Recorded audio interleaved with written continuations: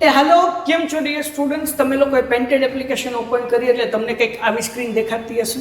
હવે તમે અહીંયા નીચે જાશો માય કોર્સમાં તો તમને કંઈ નહીં દેખાતું હોય. તમે ડાઉનલોડમાં જાશો કે લાઈવમાં જાશો કે ટેસ્ટમાં જાશો, કેમ કાંઈ નથી દેખાતું? એટલા માટે નથી દેખાતું કારણ કે તમે એક નાની પ્રોસેસ નથી કરી. કેમ કરવાની છે? માનો કે તમે કોઈ પણ ધોરણમાં છો 6 થી 12, તો તમે અહીંયા જુઓ પેન્ટેડ સાથી ઓપ્શન છે. જો અહીંયા તમને દેખાતો હશે ને પેન્ટેડ સાથી ઓપ્શન સ્ટાન્ડર્ડ 12થની બાજુમાં, તે ઓપન કરો. માનો કે તમે ધોરણ 10 ની અંદર અભ્યાસ કરો છો. 10મા વાળા 10મું ક્લિક કરે, 11મા વાળા 11, 12 વાળા 12, 6, 7, 8 વાળા એનું ધોરણ ક્લિક કરે. પછી અહીંયા એક્સપ્લોરમાં જવાનું છે. એક્સપ્લોરમાં ગયા પછી અહીંયા એડ ટુ લાઇબ્રેરી, આ જે નીચે ઓપ્શન છે ને બ્લુ કલરનો, એ કરવાનું છે. હવે એડ ટુ લાઇબ્રેરી કરી લીધું એટલે તમને લોકોને અહીંયા કોર્સમાં જાશો તો ફ્રી કોર્સમાં જાશો. જો ફ્રી કોર્સ દેખાઈ ગયો. ઓકે, હવે એની અંદર બધા સ્વાધ્યાયના વિડીયો અને સોલ્યુશન્સ મૂકેલું છે. તમે બધા વિષય અહીંયા માનો કે 10મા ધોરણમાં ગયા, બરાબર, એક્સપ્લોર કર્યું તો તમારે ગણિત જોવું તો આખું ગણિતના વિડીયો તમને અહીંયા ચેપ્ટર હજી 2 મૂક્યા છે, બાકી મુકાઈ જશે, જોઈ શકો છો. વિજ્ઞાન આખું મુકાઈ ગયું તમે અહીંયા જોઈ શકો છો. એની પીડીએફ પણ તમને અહીંયા મળી જાય. સમાજ આખું મુકાઈ ગયું છે, અને પીડીએફ પણ અહીંયાથી મળી જશે અને વિડીયોઝ પણ મળી જશે. એ રીતના ગુજરાતી મુકાઈ ગયા છે. ફ્રી લાઈવ લેક્ચર આપણે એપ્લિકેશનમાં લઈએ છીએ તો એ પણ અહીંયા મુકાઈ જશે. જે ટેસ્ટ હશે એ ટેસ્ટ પણ અહીંયા મુકાઈ જશે, જે તમે જોઈ શકશો. ક્લિયર થઈ ગયું? ઓકે, ડન થઈ ગયું. એવી રીતના 9મા ધોરણવાળા 9માનું જોઈ શકશે, 10મા વાળા 10માનું, 11, 12 બધાય પોતપોતાના ધોરણનું જોઈ શકશે. બીજી વસ્તુ, હવે તમે લોકો અહીંયા માય કોર્સીસમાં જાશો તો તમે ફ્રી કોર્સમાં દેખાશે. અગર તમે કોર્સ પરચેસ કરવા માંગો છો તો 10મામાં દાખલા તરીકે તમે છો તો તમે અહીંયા એક્સપ્લોરમાં જાશો એટલે તમને બધી કોર્સની ડિટેલ મળી જશે. અને અહીંયા બાય નાવ કરશો એટલે તમે અહીંયાથી કોર્સ પરચેસ કરી લેશો. જેવો આ કોર્સ પરચેસ કરશો એટલે તરત તમને માય કોર્સની અંદર તમને લોકોને અહીંયા આવી જશે, બરાબર ને, તમારો કોર્સ. પછી લાઈવ લેક્ચરની બધું દેખાવા મળશે. પછી અહીંયા ડાઉનલોડ ઓપ્શન, આપણે લાઈવ લેક્ચર છે, પીડીએફ છે, જે તમે ડાઉનલોડ કર્યું, વિડીયો છે તો વિડીયોમાં દેખાશે, અને પીડીએફ ડાઉનલોડ કરી તો પીડીએફમાં દેખાશે. ઓકે, પછી લાઈવ લેક્ચર. લાઈવ લેક્ચરની અંદર અપકમિંગ લાઈવ લેક્ચર, જો અપકમિંગ લાઈવ લેક્ચર છે કે જે આજે લાઈવ લેક્ચર આવવાના છે, જ્યારે સમય થઈ જશે એટલે અહીંયા લાઈવમાં દેખાડશે, નહીં પૂરા થઈ જશે એટલે તરત રેકોર્ડેડ લેક્ચર અહીંયા તમને દેખાઈ જશે, કે જેથી કરીને તમે લોકો ગમે ત્યારે રિવિઝન કરી શકો. એ ઉપરાંત અહીંયા લાઈવ ટેસ્ટ ઓપ્શન છે, જે બધા ધોરણમાં ધીરે ધીરે મુકાવા લાગશે. અહીંયાથી તમે ટેસ્ટ આપી શકશો. હવે ટેસ્ટ આપશો એટલે માનો કે ભાઈ ફટાફટ હું અહીંયા એક ટેસ્ટ આપી દઉં છું, ખાલી 5 સેકન્ડની અંદર હું જવાબ આવે જોઈએ, હે ને. પછી તમે બધાનું રિઝલ્ટ, તમારું રિઝલ્ટ અને બીજા બધાનું રિઝલ્ટ તમે જોઈ શકશો. આ ટેસ્ટ અહીંયાથી આ સબમિટ કરી એટલે તમને રિઝલ્ટ દેખાઈ જશે ને તમારો રેન્ક અહીં આવી જશે કે કેટલામો રેન્ક છે, ટોપ 3 વિદ્યાર્થી કોણ છે, એ બધું તમે અહીંયા જોઈ શકશો. ક્લિયર છે? ઓકે, તો અહીંયા તમે ટેસ્ટ પણ આપી શકશો. તો આપણી આ સરસ મજાની એપ્લિકેશન છે. આ મેં તમને ફ્રીવાળા બધા ફીચર્સ સમજાવ્યા છે. હવે પેઇડવાળા ફીચર્સ, અગર તમે માનો કે 9મામાં છો, 10મામાં છો, તમે અહીંયાથી પેઇડ કરો છો. પેઇડ કરશો એટલે અહીંયા માય કોર્સીસની અંદર આવી જશે ને પછી એના અંદર તમે જાશો એટલે બધા રેકોર્ડેડ લેક્ચર તમને, જે લાઈવ આપણે લઈએ છીએ પેઇડ, એ તમને અહીંયા દેખાઈ જશે. એની ટેસ્ટ સિરીઝ દેખાઈ જશે, હે ને. પછી તમારા માટે અમે નવી જે બેચ લાવીએ ત્યાં તમને જોવા દેખાઈ જશે. અને ખાસ અગત્યનું કે આમાં જે છે આપણે પેન્ટેજ સાથે બધું ફ્રી છે. બધા સ્વાધ્યાય પોથી, વિકાસ, દાલા, જે કંઈ પણ તમારા મટીરિયલ આવશે એ બધું અહીંયા તમને મુકાઈ જશે, જેથી ફેરબુક તમે કમ્પ્લીટ કરી શકશો. તો ઝડપથી પેન્ટેડ એપ્લિકેશન ડાઉનલોડ ન કરી તો કરી લો. અને જે લોકોએ ડાઉનલોડ કરી છે, આ જે છે એડ ટુ લાઇબ્રેરી, હજી પેન્ટેડ સાથે ખોલ્યું. માનો કે મારે ધોરણ 9 ઓપન કરવું છે, હું ધોરણ 9માં ગયો, એક્સપ્લોરમાં ગયો, એડ ટુ લાઇબ્રેરી કર્યું, તો હવે મને ધોરણ 9ની બધી ડિટેલ જે છે એ બહાર સાથે દેખાવા મળશે. તો માય કોર્સમાં તમે ફ્રીવાળામાં જાશો તો તમે ધોરણ 9 જોઈ શકશો, 10 જોઈ શકશો. કંઈ ડાઉનલોડ કર્યું હશે તો મળી જશે. હવે એના જો લાઈવ લેક્ચર આવી જશે 9માના અહીંયા તમે, હે ને. જો અપકમિંગમાં 9માના હવે લાઈવ લેક્ચર દેખાવા માંડ્યા અને કમ્પ્લીટ થાય એટલે કમ્પ્લીટેડ દેખાવા મળશે, બરાબર. એ ફ્રી છે. હવે તમે પેડ કરશો એટલે તમને પેડનું બધું તમને દેખાવા મળશે, ટેસ્ટ બેસ બધું. ડન છે? તો પેન્ટેડ એપ્લિકેશન ઝડપથી અપડેટ ન કર્યું હોય તો અપડેટ થઈ ગઈ છે, પ્લે સ્ટોર ઉપરથી અપડેટ કરી આવું. ડાઉનલોડ કરી છે, એડ ટુ લાઇબ્રેરી કોર્સ ન કરી તો કરી દો, ને જેને હજી પરચેસ કરવાનું બાકી છે એ પરચેસ કરી લો. મળીએ છીએ નેક્સ્ટ વિડીયોમાં. ત્યાં સુધી ગુડ બાય એન્ડ ધન્યવાદ. Painted painless learning. નમસ્કાર વિદ્યાર્થી મિત્રો, સ્વાગત છે તમારું તમારી પ્રિય યુટ્યુબ ચેનલ પેન્ટેડ સાથીમાં. મિત્રો, આજના વિડીયોમાં આપણે ધોરણ 10 સામાજિક વિજ્ઞાન સ્વાધ્યાય પોથીના પ્રકરણ 4ના પ્રશ્નો અને તેના ઉત્તર જોઈશું. વિભાગ A જોડકા જોડો. 1 વિભાગ અ. 1 કાલિદાસ, 2 ભરભૂતિ, 3 ભારવી, 4 વિશાખા દત્ત. વિભાગ બ. A ઉત્તર રામચરિત, B અભિજ્ઞાન શાકુંતલમ, C મુદ્રા રાક્ષસ, D મૃચ્છકટિકમ, E કિરાતાર્જુનિયમ. ઉત્તર 1 બી અભિજ્ઞાન શાંકુતલમ, 2A ઉત્તર રામચરિત, 3E કિરાતાર્જુનિયમ, સી 4C મુદ્રા રાક્ષસ. 2 વિભાગ અ, A તિરુવલ્લુવર, 2 સોમદેવ, 3 કલ્હણ, 4 જયદેવ. વિભાગ બ, A રાજતરંગિણી, બી ગીત ગોવિંદ, સી પૃથ્વીરાજ રાસો, ડી કથા સરિત સાગર, ઈ કુરલ. ઉત્તર 1E કુરલ, 2B કથા સરિત સાગર, 3A રાજતરંગિણી, 4B ગીત ગોવિંદ, 3A 1 કવિ ચંદ્રબરાય, 2 કવિ પૌના, 3 કવિ કંબલ, 4 મુલ્લા દાઉદ. વિભાગ B, A Ramayan, B Chandrasan, C Prithviraj Raso, D Ajitnath, E Shanti Puran. ઉત્તર 1C પૃથ્વીરાજ રાસો, 2E શાંતિ પુરાણ, 3A રામાયણ, 4B ચંદ્રાસન. નીચેના વિધાનો ખરા છે કે ખોટા તે જણાવો. 1 પ્રાચીન ભારતની લિપિ વૈદિક સમયની છે, ખોટું. 2 દ્રવિડ કુળની સૌથી જૂની ભાષા તેલુગુ છે, ખોટું. 3 તોલ્કાપિયમ એ કવિ તિરુવલ્લુવરે રચેલો વ્યાકરણ ગ્રંથ છે, ખોટું. 4 રાજતરંગિણી એ ભારતનો સર્વપ્રથમ એશિયાતિક ગ્રંથ છે, ખરું. 5 વિજયનગરના મહાન સમ્રાટ કૃષ્ણદેવરાયે આમુક્ત માલ્યદા નામના ગ્રંથની રચના કરી હતી, ખરું. 6 બાબરની બહેન ગુલબદન બેગમે હુમાયુન નામાની રચના કરી હતી, ખરું. 7 ઉર્દુ ભાષાનો જન્મ એ મધ્યયુગીન સૌથી મહત્વની ઘટના છે, ખરું. 8 7મી સદીમાં ચીની મુસાફર હાનિયાને નાલંદા વિદ્યાપીઠની મુલાકાત લીધી હતી, ખોટું. 9 5મી સદીની શરૂઆતમાં ચીની મુસાફિર ફાહિયાને તક્ષશિલા વિદ્યાપીઠની મુલાકાત લીધી હતી, ખરું. નીચેના પ્રશ્નોના ઉત્તર સંક્ષિપ્તમાં લખવું. 1 મહાન વ્યાકરણ શાસ્ત્રી મહર્ષિ પાણિનીએ કયા ગ્રંથની રચના કરી હતી? જવાબ અષ્ટાધ્યાયી. 2 ભારતીય સાહિત્યનો પ્રાચીનતમ ગ્રંથ કયો છે? જવાબ ઋગ્વેદ. 3 કયા વેદને સંગીતની ગંગોત્રી કહે છે? જવાબ સામવેદ. 4 કયા વેદને યજ્ઞનો વેદ કહે છે? જવાબ યજુર્વેદ. 5 વિશ્વનો સૌથી મોટો કાવ્ય સંગ્રહ કયો છે? જવાબ મહાભારત. 6 વહીવટી વિજ્ઞાનની કૃતિ કઈ છે? જવાબ કૌટિલ્યનું અર્થશાસ્ત્ર. 7 પ્રારંભિક બૌદ્ધ સાહિત્ય કઈ ભાષામાં લખાયું હતું? જવાબ પાલી. 8 દ્રવિડ કુળની સૌથી જૂની ભાષા કઈ છે? જવાબ તમિલ. 9 કુરલ કાવ્ય સંગ્રહની રચના કોણે કરી હતી? જવાબ તિરુવલ્લુવરે. 10 ભારતનો સૌપ્રથમ ઐતિહાસિક ગ્રંથ કયો છે? જવાબ રાજતરંગિણી. 11 ભક્તિ ગીતો લખવાની પરંપરા કોનાથી શરૂ થઈ? જવાબ નરસિંહ મહેતા. 12 આયન અકબરી ગ્રંથ કોણે રચ્યો હતો? જવાબ અબુલ ફઝલ. 13 7મી સદીના કયા ચીની મુસાફરે નાલંદા વિદ્યાપીઠની મુલાકાત લીધી હતી? જવાબ યુવાન સ્વાંગી. 14 ચીનના મુસાફિર ફાહિયાને કઈ વિદ્યાપીઠની મુલાકાત લીધી હતી? જવાબ તક્ષશિલા. નીચે આપેલ વિકલ્પમાંથી સાચો વિકલ્પ પસંદ કરીને ખાલી જગ્યા પૂરો. 1 પ્રાચીન ભારતની લિપિ ખાલી જગ્યા સમયની છે, જવાબ હડપ્પા. 2 ખાલી જગ્યા કવિ તિરુવલ્લુવરનો પ્રખ્યાત ગ્રંથ છે, જવાબ કુરલ. 3 ખાલી જગ્યા ભારતનો સર્વપ્રથમ ઐતિહાસિક ગ્રંથ છે જે કાશ્મીરનો ઐતિહાસિક આલેખે છે, જવાબ રાજતરંગિણી. 4 મુલ્લા દાઉદનો ગ્રંથ ખાલી જગ્યા યહૂદી ભાષાનો સૌથી જૂનો ગ્રંથ મનાય છે, જવાબ ચંદ્રાયન. 5 ખાલી જગ્યા એક કવિ, ઇતિહાસકાર, રહસ્યવાદી, સંત અને સંગીતકાર હતા, જવાબ અમીર ખુસરો. 6 ખાલી જગ્યાની રચનાઓ મુખ્યત્વે સંધુકડી લોકબોલીમાં છે, જવાબ કબીર. 7 બંગાળમાં સંત ખાલી જગ્યાથી ભક્તિ ગીતો લખવાની પરંપરા શરૂ થઈ હતી, જવાબ ચૈતન્ય. 8 ખાલી જગ્યા વિદ્યાપીઠમાં ગ્રંથાલયો વિસ્તાર ધર્મગંજ તરીકે ઓળખાતો હતો, જવાબ નાલંદા. 9 ખાલી જગ્યા પ્રાચીન ગાંધાર પ્રદેશની રાજધાનીનું શહેર હતું, જવાબ તક્ષશિલા.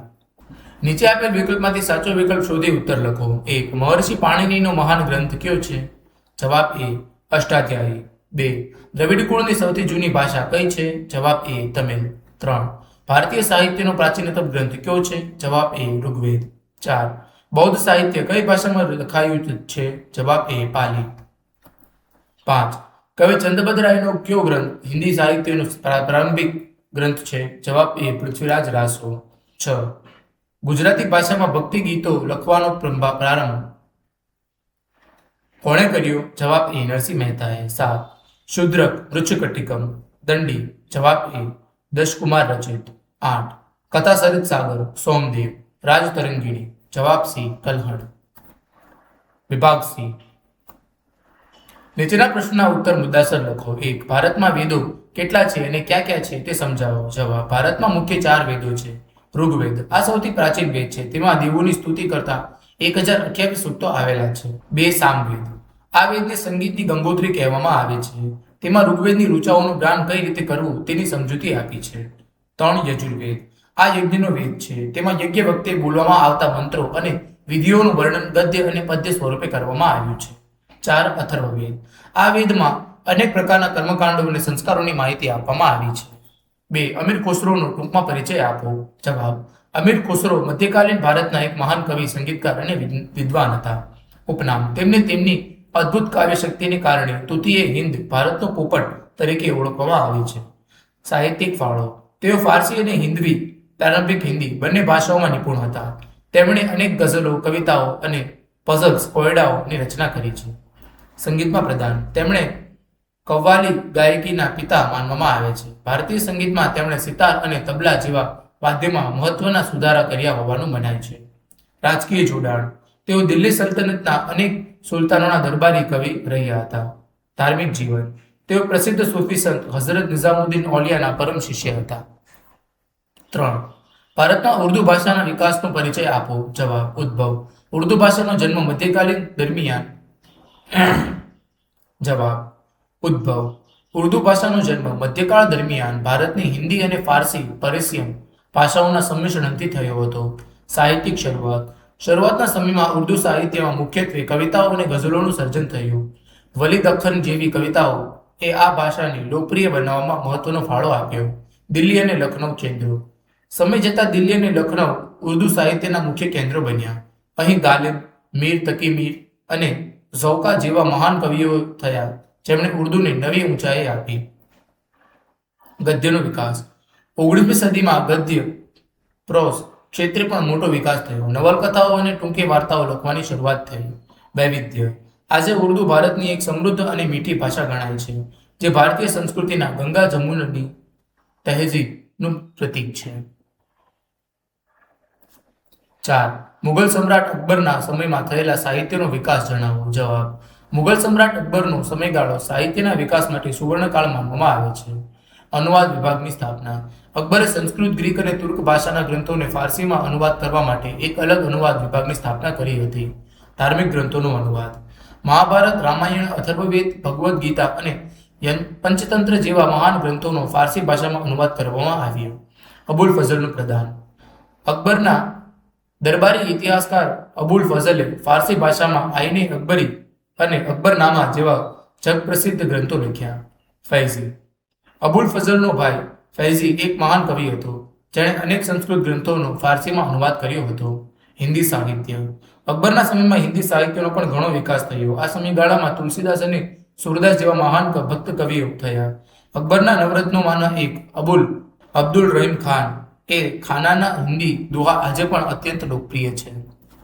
5 નાલંદા વિદ્યાપીઠ વિશે માહિતી આપો. જવાબ. નાલંદા વિદ્યાપીઠ પ્રાચીન ભારતનું વિશ્વવિખ્યાત શિક્ષણ કેન્દ્ર હતું. સ્થાન. તે બિહારના રાજ્યના પટના જિલ્લાના બડગામ ગામ પાસે આવેલી હતી. સ્થાપના. 5મી સદીમાં ગુપ્ત સમ્રાટ કુમારગુપ્ત પ્રથમના સમયમાં આ વિદ્યાપીઠની ખ્યાતિ વધી હતી. વિદ્યાર્થીઓ અને મુસાફરો. અહીં દેશ વિદેશથી હજારો વિદ્યાર્થીઓ અભ્યાસ કરવા આવતા હતા.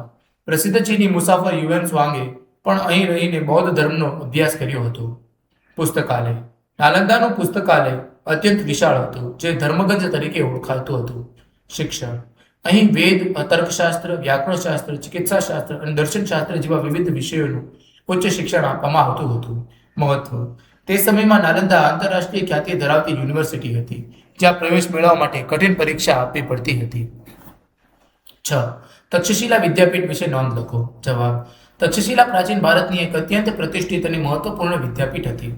તે વર્તમાન પાકિસ્તાનમાં આવેલા રાવલપિંડીથી પશ્ચિમે આવેલી હતી. તે પ્રાચીન ગાંધાર પ્રદેશની રાજધાનીનું શહેર હતું. 7મા સદીમાં તે ભારતના એક મહાન શૈક્ષણિક કેન્દ્ર તરીકે ઉભરી આવ્યું હતું.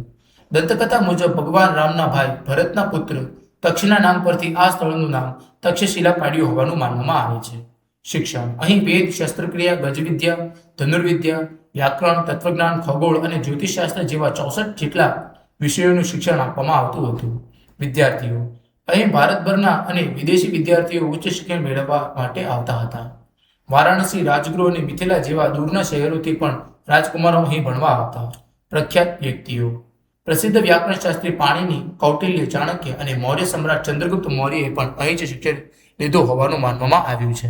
7. વલ્લભી વિદ્યાપીઠ વિશે નોંધ લખો. જવાબ: વલ્લભી વિદ્યાપીઠ પ્રાચીન ભારતનું એક અત્યંત મહત્વનું શૈક્ષણિક કેન્દ્ર હતું. આ વિદ્યાપીઠ ગુજરાતના ભાવનગર પાસે આવેલા વલ્લભીપુરમાં આવેલી હતી, જે તે સમયે મૈત્રક વંશના શાસકોની રાજધાની હતી. બૌદ્ધ ધર્મનું કેન્દ્ર: 7મી સદીમાં વલ્લભી વિદ્યાપીઠ બૌદ્ધ ધર્મના હિનયાન પંથનું મુખ્ય કેન્દ્ર હતું. પ્રખ્યાત મુસાફરો: ચીની મુસાફર યુવાન શ્વાંગ અને ઇત્સિંગે આ વિદ્યાપીઠની મુલાકાત લીધી હતી. તેમના લખાણો મુજબ વલ્લભી તે સમયે નાલંદાની સ્પર્ધા કરી શકે તેવું વિદ્યાધામ હતું.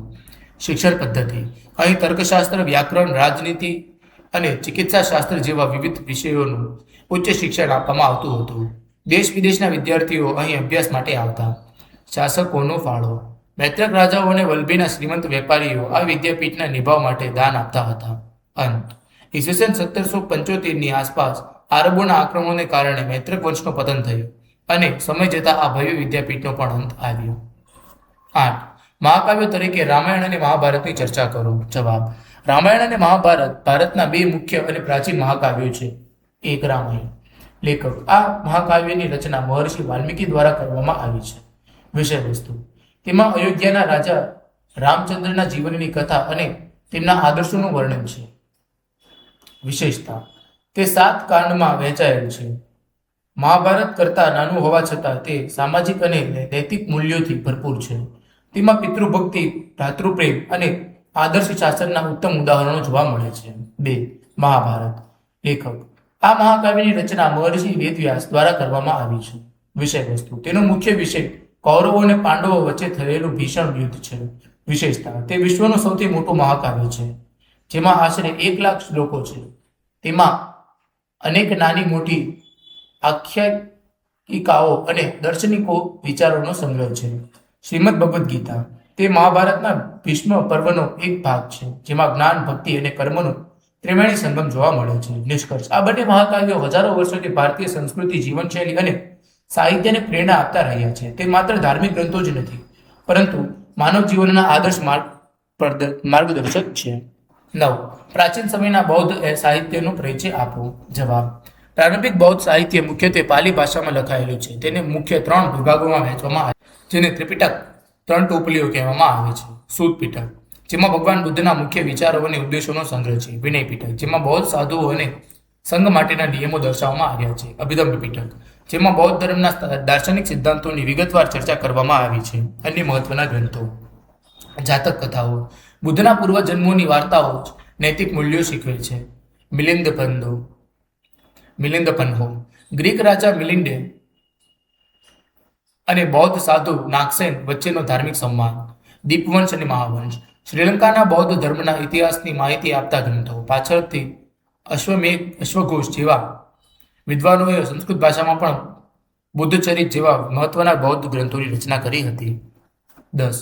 ગુપ્ત યુગને સંસ્કૃત સાહિત્યનો સુવર્ણ યુગ કહેવામાં આવે છે. આ વિધાન સમજાવો. જવાબ: ગુપ્તકાળ ઈસવીસન 320 થી 350 દરમિયાન સંસ્કૃત સાહિત્યમાં અભૂતપૂર્વ પ્રગતિ અને સર્જનશીલતા જોવા મળી હતી, જેના કારણે તેને સુવર્ણ યુગ તરીકે ઓળખવામાં આવે છે. મહાકવિ કાલિદાસનું પ્રદાન. આ યુગમાં સંસ્કૃત સાહિત્યના સર્વોચ્ચ કવિ કાલિદાસ થયા.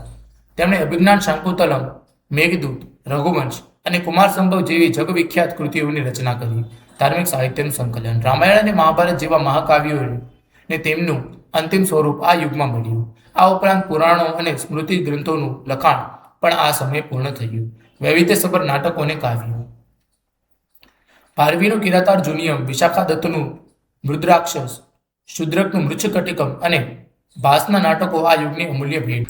વિજ્ઞાન અને વ્યાકરણ. આર્યભટ્ટ અને વરામિહિર જેવા વિદ્વાનોએ વિજ્ઞાનના ગ્રંથો સંસ્કૃતમાં લખ્યા અને અમરસિંહ દ્વારા રચિત અમરકોશ સંસ્કૃત સાહિત્યનો શ્રેષ્ઠ શબ્દકોશ છે.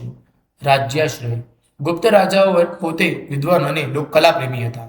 ચંદ્રગુપ્ત બીજાના વિક્રમાદિત્ય દરબારમાં નવરત્નો બિરાજતા હતા, જેમણે સાહિત્યના વિકાસમાં મોટું યોગદાન આપ્યું. આમ ગદ્ય, પદ્ય, નાટક અને વૈજ્ઞાનિક સાહિત્યના ક્ષેત્રે થયેલી અભૂતપૂર્વ પ્રગતિને કારણે ગુપ્ત યુગ સંસ્કૃત સાહિત્યનો સુવર્ણકાળ ગણાય છે. 11. ગુજરાતી ગદ્ય પદ્ય સાહિત્ય વિશે નોંધ લખો. જવાબ: ગુજરાતી પદ્ય સાહિત્ય. ગુજરાતી સાહિત્યનો પ્રારંભ પદ્ધતિ થયો હોવાનું માનવામાં આવે છે, કારણ કે તે કંઠસ્થ પરંપરા માટે અનુકૂળ હતું. મધ્યકાલીન યુગ. આ સમયગાળામાં ભક્તિ સાહિત્યનું પ્રભુત્વ હતું. નરસિંહ મહેતા, આદિકવિ મીરાબાઈ, અખો, પ્રેમાનંદ અને શામળ જેવા કવિઓએ ભજન, પદ, આખ્યાન અને છપ્પા દ્વારા સાહિત્યને સમૃદ્ધ કર્યું. મુખ્ય વિષયો: ધર્મ, ભક્તિ, જ્ઞાન અને વૈરાગ્ય મધ્યકાલીન પદ્યના મુખ્ય વિષયો હતા. અર્વાચીન યુગ. નર્મદથી અર્વાચીન પદ્યની શરૂઆત થઈ. ઉમાશંકર જોશી અને સુંદરમ જેવા કવિઓએ સામાજિક અને પ્રકૃતિલક્ષી કવિતાઓ આપી. 2. ગુજરાતી ગદ્ય સાહિત્ય. ગુજરાતી ગદ્યનો વ્યવસ્થિત વિકાસ 19મી સદીમાં અંગ્રેજી શિક્ષણ અને છાપખાનાના આગમન સાથે થયો. શરૂઆત. ગદ્યનો પ્રારંભ 13મી સદીના જૈન સાધુઓ બાલાવબોધ જેવા ગ્રંથોથી થયો હતો. અર્વાચીન ગદ્ય. કવિ નર્મદને અર્વાચીન ગુજરાતી ગદ્યના પિતા માનવામાં આવે છે. મુખ્ય સ્વરૂપ: ગદ્યમાં નવલકથા, ટૂંકી વાર્તા, નિબંધ, નાટક અને આત્મકથા જેવા વિવિધ પ્રકારો ખેડાય છે. નોંધપાત્ર કૃતિઓ: ગોવર્ધનરામ ત્રિપાઠીની સરસ્વતીચંદ્ર પ્રથમ મહાન નવલકથા, નંદશંકર મહેતાની કર્ણ ઘીલો પ્રથમ નવલકથા અને મહાત્મા ગાંધીની સત્યના પ્રયોગો વિશ્વવિખ્યાત છે. મિત્રો, અહીં આપણા પ્રશ્નો એ પૂર્ણ થાય છે. તમે હજુ સુધી પેન્ટેડ સાથે સાથે ન જોડાયા હો તો આજે પેન્ટેડ સાથેને સબસ્ક્રાઇબ કરો. હવે આપણે મળીશું એક નવા પાઠના પ્રશ્નો અને તેના ઉત્તરો સાથે. હેલો, કેમ છો ડિયર સ્ટુડન્ટ્સ? તમે લોકોએ પેન્ટેડ એપ્લિકેશન ઓપન કરી એટલે તમને કંઈક આવી સ્ક્રીન દેખાતી હશે. હવે તમે અહીંયા નીચે જાશો માય કોર્સમાં તો તમને કંઈ નહીં દેખાતું હોય. તમે ડાઉનલોડમાં જાશો કે લાઈવમાં જાશો કે ટેસ્ટમાં જાશો, કેમ કાંઈ નથી દેખાતું? એટલા માટે નથી દેખાતું કારણ કે તમે એક નાની પ્રોસેસ નથી કરી. કેમ કરવાની છે? માનો કે તમે કોઈ પણ ધોરણમાં છો 6 થી 12, તો તમે અહીંયા જુઓ પેન્ટેડ સાથી ઓપ્શન છે. જો અહીંયા તમને દેખાતો હશે ને પેન્ટેડ સાથી ઓપ્શન, સ્ટાન્ડર્ડ 12થની બાજુમાં, તે ઓપન કરો. માનો કે તમે ધોરણ 10ની અંદર અભ્યાસ કરો છો. 10વાળા 10મું ક્લિક કરે, 11વાળા 11, 12વાળા 12, 6, 7, 8વાળા એનું ધોરણ ક્લિક કરે. પછી અહીંયા એક્સપ્લોરમાં જવાનું છે. એક્સપ્લોરમાં ગયા પછી અહીંયા એડ ટુ લાઇબ્રેરી, આ જે નીચે ઓપ્શન છે ને બ્લુ કલરનો, એ કરવાનું છે. હવે એડ ટુ લાઇબ્રેરી કરી લીધું એટલે તમને લોકોને અહીંયા કોર્સમાં જાશો તો ફ્રી કોર્સમાં જાશો. જો ફ્રી કોર્સ દેખાઈ ગયો. ઓકે, હવે એની અંદર બધા સ્વાધ્યાયના વિડીયો અને સોલ્યુશન્સ મૂકેલું છે. તમે બધા વિષય અહીંયા માનો કે 10મા ધોરણમાં ગયા, બરાબર, એક્સપ્લોર કર્યું તો તમારે ગણિત જોવું તો આખું ગણિતના વિડીયો તમને અહીંયા ચેપ્ટર હજી 2 મૂક્યા છે, બાકી મુકાઈ જશે, જોઈ શકો છો. વિજ્ઞાન આખું મુકાઈ ગયું તમે અહીંયા જોઈ શકો છો. એની પીડીએફ પણ તમને અહીંયા મળી જાય. સમાજ આખું મુકાઈ ગયું છે, અને પીડીએફ પણ અહીંયાથી મળી જશે અને વિડીયોઝ પણ મળી જશે. એ રીતના ગુજરાતી મુકાઈ ગયા છે. ફ્રી લાઈવ લેક્ચર આપણે એપ્લિકેશનમાં લઈએ છીએ તો એ પણ અહીંયા મુકાઈ જશે. જે ટેસ્ટ હશે એ ટેસ્ટ પણ અહીંયા મુકાઈ જશે, જે તમે જોઈ શકશો. ક્લિયર થઈ ગયું? ઓકે, ડન થઈ ગયું. એવી રીતના 9મા ધોરણવાળા 9માનું જોઈ શકશે, 10વાળા 10માનું, 11, 12 બધાય પોતપોતાના ધોરણનું જોઈ શકશે. બીજી વસ્તુ, હવે તમે લોકો અહીંયા માય કોર્સીસમાં જાશો તો તમે ફ્રી કોર્સમાં દેખાશે. અગર તમે કોર્સ પરચેસ કરવા માંગો છો તો 10મામાં દાખલા તરીકે તમે છો તો તમે અહીંયા એક્સપ્લોરમાં જાશો એટલે તમને બધી કોર્સની ડિટેલ મળી જશે. અને અહીંયા બાય નાવ કરશો એટલે તમે અહીંયાથી કોર્સ પરચેસ કરી લેશો. જેવો આ કોર્સ પરચેસ કરશો એટલે તરત તમને માય કોર્સની અંદર તમને લોકોને અહીંયા આવી જશે, બરાબર ને, તમારો કોર્સ. પછી લાઈવ લેક્ચરની બધું દેખાવા મળશે. પછી અહીંયા ડાઉનલોડ ઓપ્શન, આપણે લાઈવ લેક્ચર છે, પીડીએફ છે, જે તમે ડાઉનલોડ કર્યું, વિડીયો છે તો વિડીયોમાં દેખાશે અને પીડીએફ ડાઉનલોડ કરી તો પીડીએફમાં દેખાશે. ઓકે, પછી લાઈવ લેક્ચર. લાઈવ લેક્ચરની અંદર અપકમિંગ લાઈવ લેક્ચર, જો અપકમિંગ લાઈવ લેક્ચર છે કે જે આજે લાઈવ લેક્ચર આવવાના છે, જ્યારે સમય થઈ જશે એટલે અહીંયા લાઈવમાં દેખાડશે, નહીં પૂરા થઈ જશે એટલે તરત રેકોર્ડેડ લેક્ચર અહીંયા તમને દેખાઈ જશે, કે જેથી કરીને તમે લોકો ગમે ત્યારે રિવિઝન કરી શકો. એ ઉપરાંત અહીંયા લાઈવ ટેસ્ટ ઓપ્શન છે, જે બધા ધોરણમાં ધીરે ધીરે મુકાવા લાગશે. અહીંયાથી તમે ટેસ્ટ આપી શકશો. હવે ટેસ્ટ આપશો એટલે માનો કે ભાઈ ફટાફટ હું અહીંયા એક ટેસ્ટ આપી દઉં છું, ખાલી 5 સેકન્ડની અંદર હું જવાબ આવે જોઈએ, હે ને. પછી તમે બધાનું રિઝલ્ટ, તમારું રિઝલ્ટ અને બીજા બધાનું રિઝલ્ટ તમે જોઈ શકશો. આ ટેસ્ટ અહીંયાથી આ સબમિટ કરી એટલે તમને રિઝલ્ટ દેખાઈ જશે ને તમારો રેન્ક અહીં આવી જશે કે કેટલામો રેન્ક છે, ટોપ 3 વિદ્યાર્થી કોણ છે, એ બધું તમે અહીંયા જોઈ શકશો. ક્લિયર છે? ઓકે, તો અહીંયા તમે ટેસ્ટ પણ આપી શકશો. તો આપણી આ સરસ મજાની એપ્લિકેશન છે. આ મેં તમને ફ્રીવાળા બધા ફીચર્સ સમજાવ્યા છે. હવે પેઇડવાળા ફીચર્સ, અગર તમે માનો કે 9મામાં છો, 10મામાં છો, તમે અહીંયાથી પેઇડ કરો છો, પેઇડ કરશો એટલે અહીંયા માય કોર્સીસની અંદર આવી જશે ને પછી એના અંદર તમે જાશો એટલે બધા રેકોર્ડેડ લેક્ચર તમને જે લાઈવ આપણે લઈએ છીએ પેઇડ, એ તમને અહીંયા દેખાઈ જશે, એની ટેસ્ટ સિરીઝ દેખાઈ જશે, હે ને. પછી તમારા માટે અમે નવી જે બેચ લાવીએ ત્યાં તમને જોવા દેખાઈ જશે. અને ખાસ અગત્યનું કે આમાં જે છે આપણે પેન્ટેજ સાથે બધું ફ્રી છે, બધાય સ્વાધ્યાય પોથી, વિકાસ, ગાલા, જે કંઈ પણ તમારા મટીરિયલ આવશે એ બધું અહીંયા તમને મુકાઈ જશે, જેથી ફેરબુક તમે કમ્પ્લીટ કરી શકશો. તો ઝડપથી પેન્ટેડ એપ્લિકેશન ડાઉનલોડ ન કરી તો કરી લો. અને જે લોકોએ ડાઉનલોડ કરી છે, આ જે છે એડ ટુ લાઇબ્રેરી, હજી પેન્ટેડ સાથે ખોલ્યું. માનો કે મારે ધોરણ 9 ઓપન કરવું છે, હું ધોરણ 9માં ગયો, એક્સપ્લોરમાં ગયો, એડ ટુ લાઇબ્રેરી કર્યું, તો હવે મને ધોરણ 9ની બધી ડિટેલ જે છે એ બહાર સાથે દેખાવા મળશે. તો માય કોર્સમાં તમે ફ્રીવાળામાં જાશો તો તમે ધોરણ 9 જોઈ શકશો, 10 જોઈ શકશો, કંઈ ડાઉનલોડ કર્યું હશે તો મળી જશે. હવે એના જો લાઈવ લેક્ચર આવી જશે 9માં અહીંયા તમે, હે ને, જો અપકમિંગમાં 9માં હવે લાઈવ લેક્ચર દેખાવા માંડ્યા અને કમ્પ્લીટ થાય એટલે કમ્પ્લીટેડ દેખાવા મળશે. બરાબર, એ ફ્રી છે. હવે તમે પેડ કરશો એટલે તમને પેડનું બધું તમને દેખાવા મળશે, ટેસ્ટ બેસ બધું ડન છે. તો પેન્ટેડ એપ્લિકેશન ઝડપથી અપડેટ ન કર્યું હોય તો અપડેટ થઈ ગઈ છે, પ્લે સ્ટોર ઉપરથી અપડેટ કરી આવું. ડાઉનલોડ કરી છે, એડ ટુ લાઇબ્રેરી કોર્સ ન કરી તો કરી દો, ને જેને હજી પરચેસ કરવાનું બાકી છે એ પરચેસ કરી લો. મળીએ છીએ નેક્સ્ટ વિડીયોમાં, ત્યાં સુધી ગુડ બાય એન્ડ ધન્યવાદ. Painted Painless Learning.